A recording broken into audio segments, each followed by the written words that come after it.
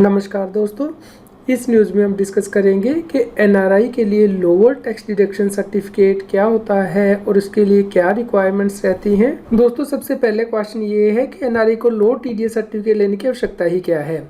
तो इसे हम एग्जाम्पल के साथ समझ लेते हैं। मान लीजिए कोई व्यक्ति प्रॉपर्टी सेल करता है इंडिया में 1,25,00,000 की, और इसकी जो इंडेक्स कॉस्ट थी वो 1,20,00,000 थी, और ये प्रॉपर्टी 2 साल होल्ड करने के बाद बेची गई है। तो यहाँ पे व्यक्ति का जो लॉन्ग टर्म कैपिटल गेन है वो सिर्फ 5 लाख रुपीज़ बनता है, और उसे जो टैक्स पे करना है इंडिया में वो 20.8% यानी कि 1,04,000 ही करना है। लेकिन यदि वो लोअर टीडीएस सर्टिफिकेट नहीं लेता है तो उस केस में बायर के द्वारा जो टीडीएस काटा जाएगा सेक्शन 195 के अंतर्गत, वो पूरी सेल वैल्यू के ऊपर काट लिया जाएगा, क्योंकि बायर को नहीं पता है कि इस प्रॉपर्टी में उसे कितना कैपिटल गेन हुआ है। इसलिए 1,25,00,000 के ऊपर जो सरचार्ज है वो भी लगता है। 1 करोड़ से ऊपर 15%, तो 23.92% यानी कि 29,90,000 का जो टीडीएस है वो काट लिया जाएगा। तो इस प्रकार आप देख सकते हैं कि यदि लोअर टीडीएस सर्टिफिकेट नहीं लिया तो कितना अमाउंट जो है वो ब्लॉक हो जाता है एनआरआई का।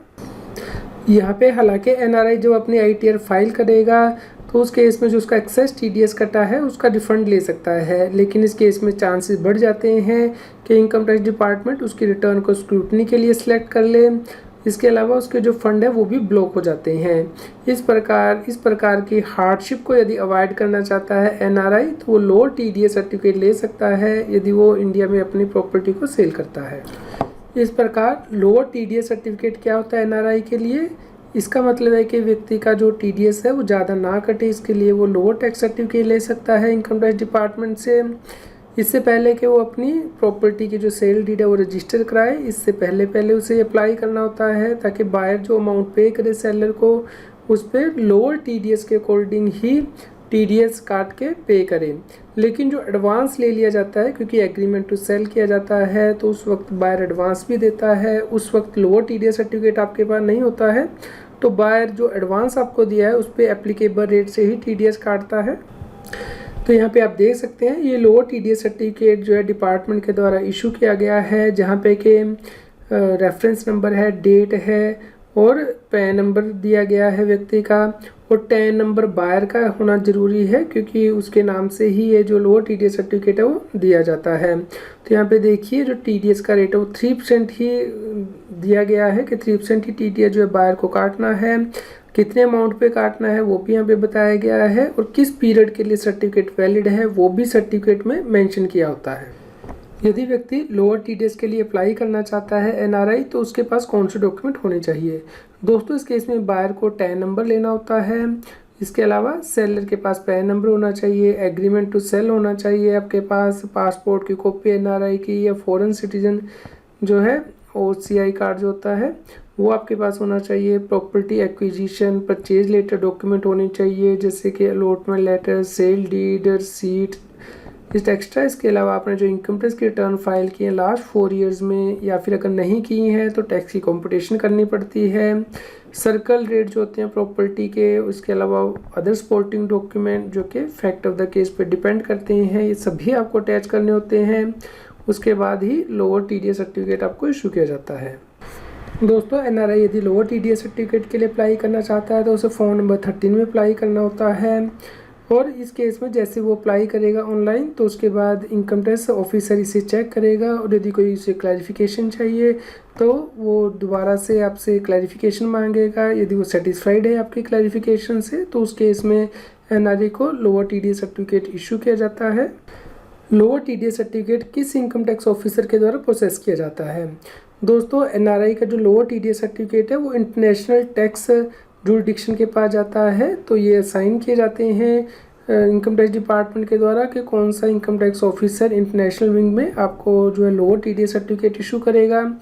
इस प्रकार ये ज़रूरी नहीं है कि आपका जो जुरिडिक्शनल इनकम टैक्स ऑफिसर है और जो TDS certificate lower TDS certificate issue कर रहा है वो सेम हो।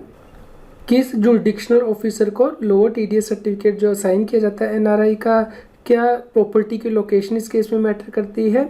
दोस्तों, इस केस में प्रॉपर्टी की लोकेशन मैटर नहीं करती है। इस केस में इंटरनेशनल टैक्सेशन ऑफिसर के द्वारा जो है लोअर टीडीएस सर्टिफिकेट इशू किए जाते हैं आपके जो प्रॉपर्टी के डॉक्यूमेंट है वो चेक करने के बाद तो ऐसा हो सकता है कि जो मुंबई की प्रॉपर्टी है उसका जो लोअर टीडीएस सर्टिफिकेट है वो दिल्ली जुरिडिक्शन के द्वारा इशू किया जाए। क्या जो एडवांस रिसीव किया गया है उसके लिए भी लोअर टीडीएस सर्टिफिकेट इशू हो जाता है? जी नहीं फ्रेंड्स, टीडीएस की प्रोविज़न है कि जब भी अमाउंट रिसीव किया जाएगा, क्रेडिट किया जाता है, उस वक्त टीडीएस कटता है। तो यदि आप एडवांस पहले ही ले चुके हैं तो उस केस में जो एप्लीकेबल रेट से टीडीएस है वो कट जाएगा। जो बैलेंस अमाउंट आपको अभी रिसीव होना है उसके लिए आप लोअर टीडीएस सर्टिफिकेट के लिए अप्लाई करेंगे। तो lower tax deduction certificate NRI को कितने दिन में मिल जाता है? दोस्तों इस केस में टाइम लगता है क्योंकि पहले ऑफिसर को यह लोड किया जाता है, उसके बाद वो फाइल को रिव्यू करता है और आपसे क्लैरिफिकेशन मांग सकता है और उसके बाद सर्टिफिकेट अपलोड करता है। तो इस केस में नॉर्मली 15 डेज से लेके 45 डेज का टाइम लग जाता है। तो लोअर टीडीएस सर्टिफिकेट कितने टाइम के लिए वैलिड रहता है? यदि इस दौरान बायर से जो एग्रीमेंट है वो कैंसिल हो जाता है तो उस केस में क्या होगा? दोस्तों जो लोअर टीडीएस सर्टिफिकेट इशू किया जाता है उसमें डेट मेंशन होती है कि किस पीरियड के लिए ये सर्टिफिकेट वैलिड रहेगा। नॉर्मली जब ये इशू किया जाता है उस डेट से लेकर 31 मार्च तक फाइनेंशियल ईयर के वैलिड रहता है। लेकिन यदि आपके बायर ने एग्रीमेंट कैंसिल कर दिया है तो उस केस में आपको दोबारा से नया सर्टिफिकेट अप्लाई करना होगा, लोअर टीडीएस सर्टिफिकेट नए बायर के साथ, क्योंकि जो लोअर टीडीएस सर्टिफिकेट है उसमें बायर का टैन नंबर मेंशन होता है। इसलिए पुराने बायर ने यदि एग्रीमेंट कैंसिल कर दिया है तो वो अब लोअर टीडीएस सर्टिफिकेट वैलिड नहीं रहेगा। आपको नए बायर के लिए नया टैन नंबर लेना होगा और उसके बाद आपको अप्लाई करना होगा लोअर टैक्स सर्टिफिकेट।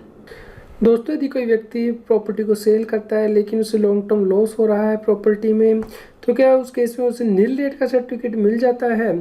दोस्तों नॉर्मली तो इनकम टैक्स में प्रोविज़न दी गई है कि नील सर्टिफिकेट दिया जा सकता है, लेकिन यदि आप प्रैक्टिकली देखें तो नील सर्टिफिकेट बहुत रेयर केसेस में इशू किया जाता है। नॉर्मली 3% का तो टीडीएस काटने के लिए कहा ही जाता है इनकम टैक्स ऑफिसर के द्वारा, भले ही आपका प्रॉपर्टी का लॉस हो रहा है। दोस्तों यह फॉर्म नंबर 13 जिसमें के लोअर टीडीएस सर्टिफिकेट के लिए अप्लाई किया जाता है, जिसमें के स्टेटस दिया होगा, रेजिडेंशियल स्टेटस क्या है व्यक्ति का, पैन नंबर या आधार नंबर और ईमेल आईडी यहाँ पे मेंशन किया जाता है। इसके अलावा मोबाइल नंबर, अगर एग्जिस्टिंग लायबिलिटी है इनकम टैक्स में तो वो भी यहाँ पे मेंशन की जाती है, और एस्टिमेटेड टोटल इनकम कितनी होगी और उस पर जो टोटल टैक्स है वो कितना होगा। यदि आपका एडवांस टैक्स, टीडीएस, टीसीएस है तो वो भी आप यहाँ पे मेंशन कर सकते हैं।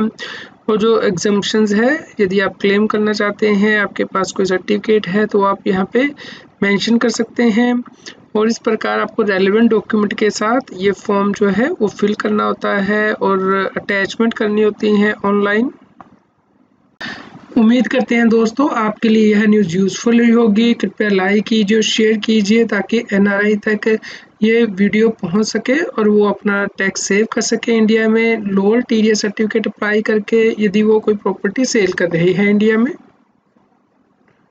यदि आप इस चैनल को सपोर्ट करना चाहते हैं या फिर आपकी कोई इनकम टैक्स और जीएसटी की क्वेरी है तो आप सुपर थैंक्स बटन को यूज़ करके वो पूछ सकते हैं ताकि हम जल्द से जल्द आपकी क्वेरी का जवाब दे पाएँ। रेगुलर जीएसटी और टैक्स अपडेट के लिए इस चैनल को सब्सक्राइब करें।